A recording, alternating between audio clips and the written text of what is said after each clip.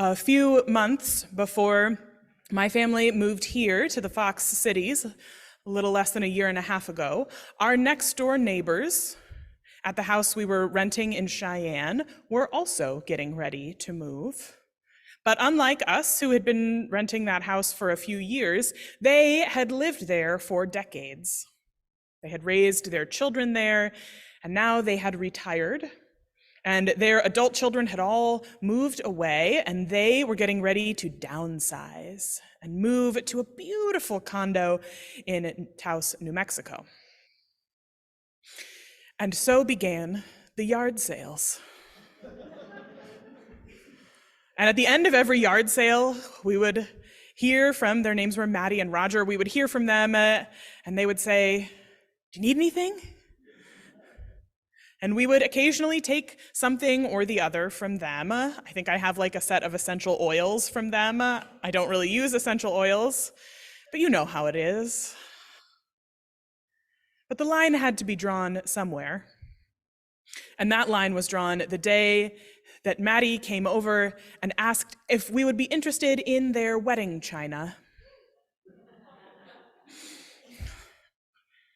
She said, "Our kids don't want it, and they don't live here. Could you use some wedding china?" I reminded her that we had 2 small children and were about to move across the country ourselves, so thank you, how gracious, but no, we would not like your wedding china. In part because we already had a full silver service in our basement from our own parents downsizing, and would someday inherit our own parents' wedding china. There are not enough millennials to take all of your wedding china. And there definitely aren't enough of our children to take it in the future. The math is just not gonna work out, guys. You might have to get rid of the wedding china.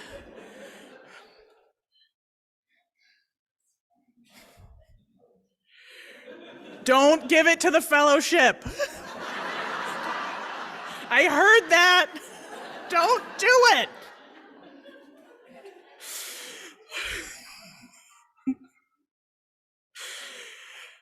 We love to have people help us order our relationship with our things, don't we? How many dollars have been spent, how many hours have been spent, pages turned, minutes of podcasts and videos watched, trying to help us understand how it is that we relate to all the stuff in our houses. There's trend after trend of how it is that you figure out what to do with all your stuff. The latest is Swedish death cleaning. Have any of you done some Swedish death cleaning? No? Yeah, some of you have. Yep, thinking about it. Swedish death cleaning is it's not a, I might speak to them about branding. But Swedish death cleaning is essentially a practice of looking at your life and thinking about how all of the physical matter of your life will be received by those who have to deal with it after you die. And with an eye towards that, thinking about whether you really need all of those scissors,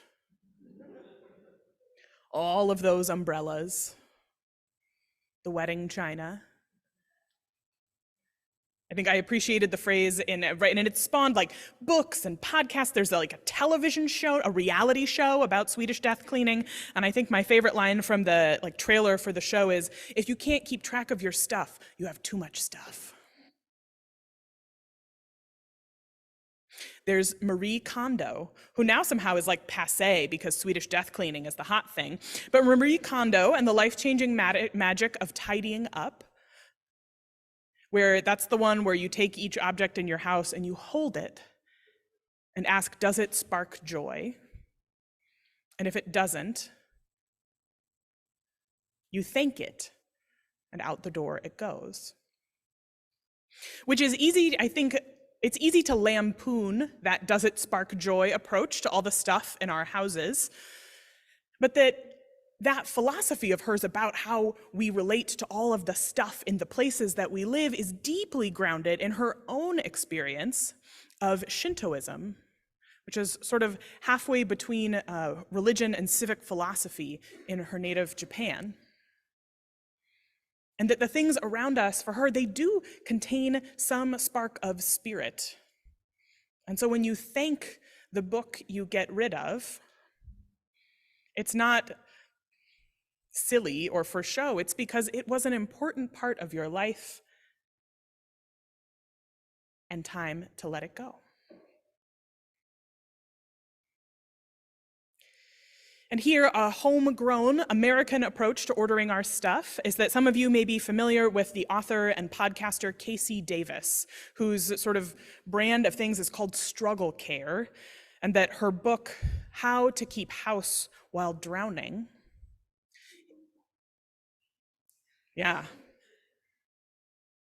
is a manifesto about household tasks being morally neutral. Right? Which means that you're not a good person just because you did the dishes or did the laundry. And you're not a bad person because you didn't. And yet you might need to do the dishes and the laundry at some point. You might need to order the things that surround you, and you might need a little help doing it. We long for someone to help us figure out what the heck to do with all the stuff in our house, in our home, in our apartment, in our storage unit, in the other storage unit.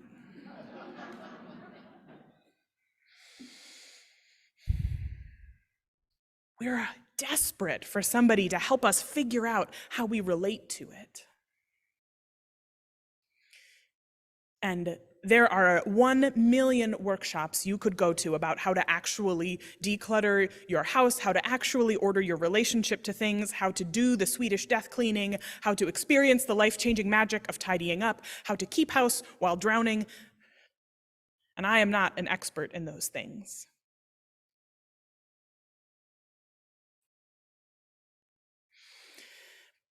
But what I think a lot about is what is that thing behind the thing? What is it that makes us want that ordering of our stuff so badly, and yet for so many of us it seems so far away, so unattainable?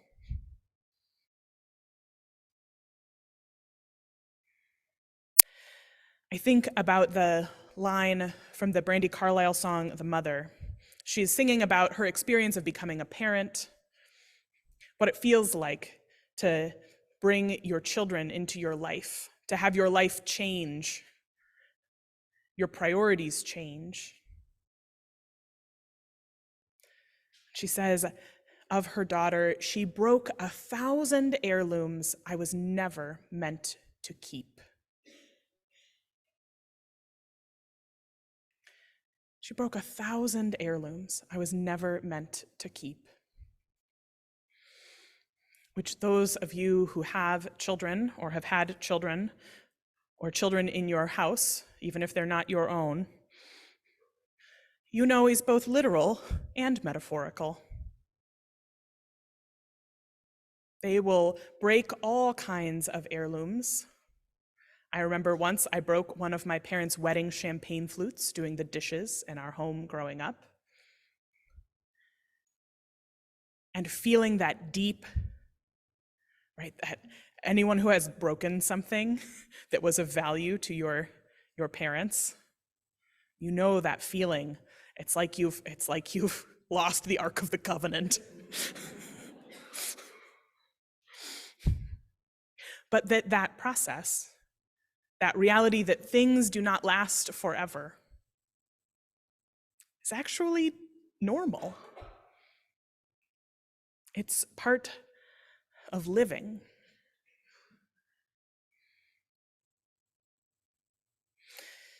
But we also know that other heirlooms get broken too, the kinds that are not physical, that are not wedding china or champagne flutes, fancy teapots. I have a little, like a porcelain ginger grater of my Grandma Ruth's that there was some, we have moved several times, my wife and I, since we moved in together. Do you remember the count? 10? Oh my God, I said 7 earlier because I was trying to deny how many times we had in fact moved. But in one of those 10 moves, the porcelain ginger grater did not make it. Or maybe it was knocked over. I think it was a move.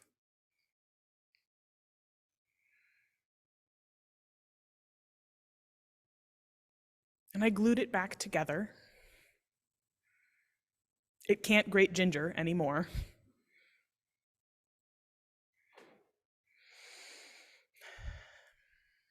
And I wonder if it's actually time to just let it go. To stop asking my long-suffering wife to move this now completely useless object again and again and again. Because the truth is that sometimes we're actually looking for things to get a little broken, for someone to take them off our hands. How many of you, this is a moment of confession, but like the you kind of confession. This is a moment of confession. How many of you have taken something from a neighbor, a friend, a family member, knowing that you would never use it, and in fact, were never going to bring it into your own home, and you were actually just going to take it to Goodwill right after you took it out of their house? Right? And you do it because it's a gift to them, to help them get rid of the thing. It's a gift to them to take the thing that they love so much, but they know they shouldn't hold on to anymore, and just take it out of their house. Because the truth is that we have been thinking about what it is that we do with our stuff and our relationship to it for thousands of years. Sometimes we think of this as a new problem, like this is some sort of recently invented question about our material possessions and what we do about them. But lest you think it's new, I offer you this excerpt from the book of Matthew, chapter 6. Stop collecting treasures for your own benefit on earth, where moth and rust eat them, and where thieves break in and steal them. Instead, collect treasures for yourselves in heaven, where moth and rust don't eat them, and where thieves don't break in and steal them. Where your treasure is, there your heart will be also. If you prefer a more contemporary, yet still a couple of centuries old example, I offer this from Ralph Waldo Emerson. A person will worship something, have no doubt about that. We may think our tribute is paid in secret in the dark recesses of our hearts, but it will come out. That which dominates our imaginations and our thoughts will determine our lives and our character. Therefore, it behooves us to be careful what we worship, for what we are worshiping, we are becoming.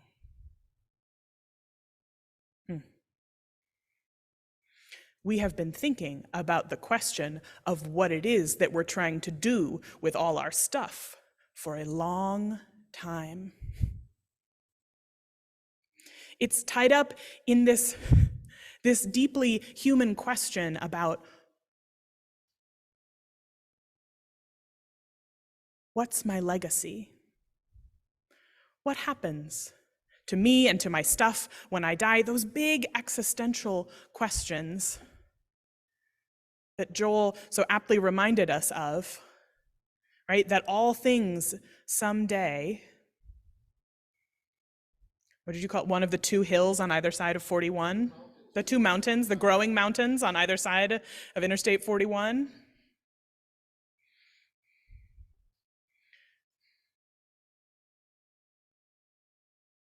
Where your treasure is, there your heart will be also. And I would say, where your mind, where your attention is, there your heart will be also.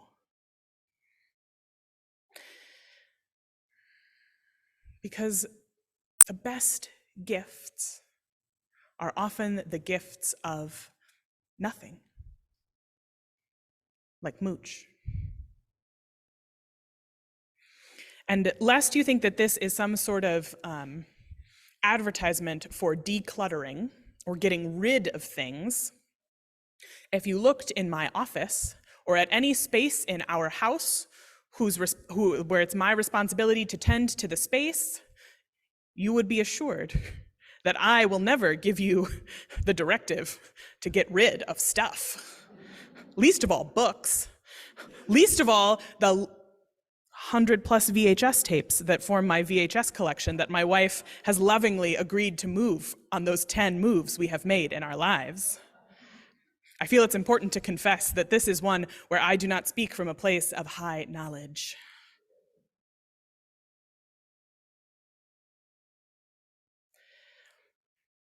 But that it is true that what we give our attention to,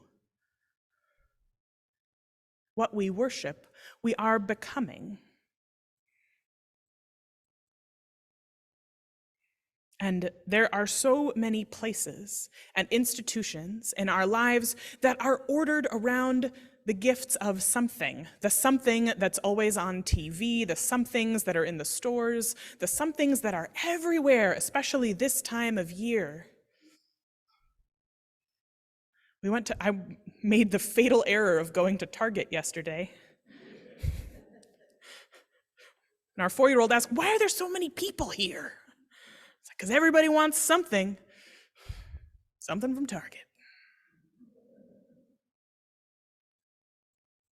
And so I wonder, how do we order the gifts of nothing in our lives with as much attention and energy and consternation as we spend ordering all the somethings?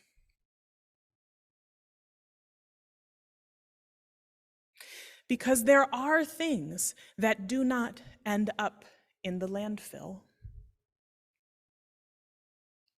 There are some things in life that do not go to pass away, to be recycled, to be decomposed.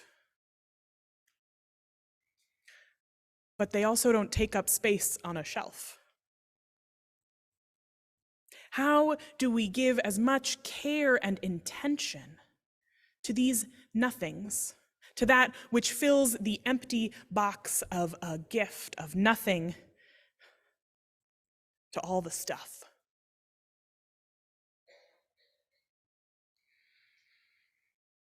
Because it's funny, as a religious community, as a spiritual community, we actually exchange the gift of nothing every week. Here, in this hour, or at 9, or at both if you're a high achiever. We exchange the gift of nothing. We wrap it up in a nice box. We get a bigger box sometimes. And we offer it to you.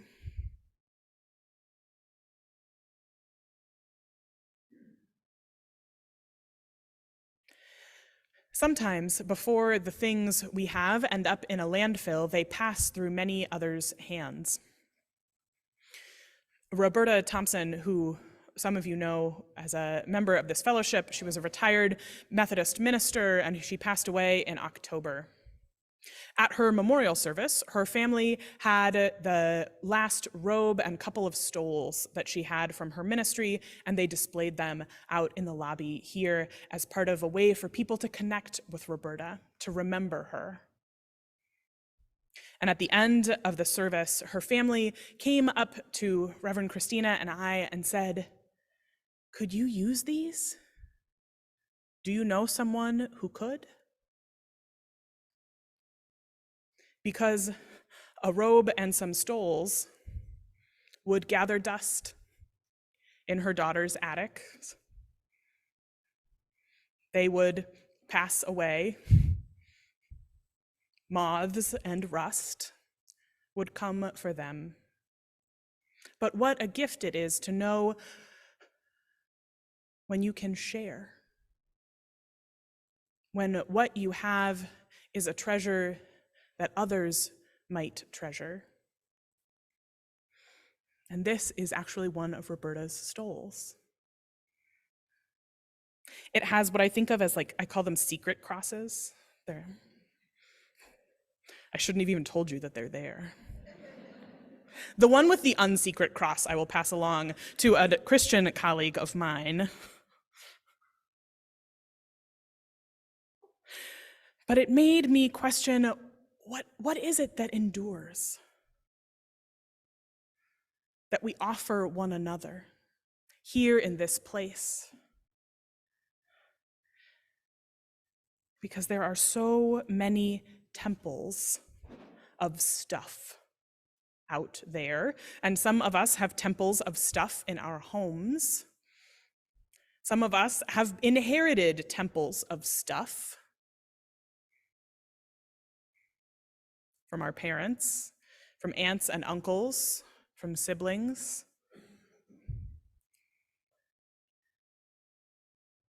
And that there are some gifts that are that precious, tangible connection to that which is intangible, and then there are the temples of stuff. And I know from being in conversation with so many of you that those temples of stuff are not always gifts. How might we offer our attention to the intangible, to the gifts of nothing, of me and you and time and space?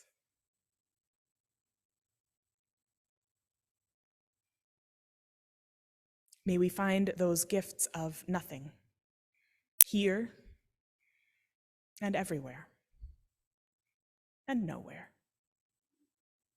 May it be so. Amen.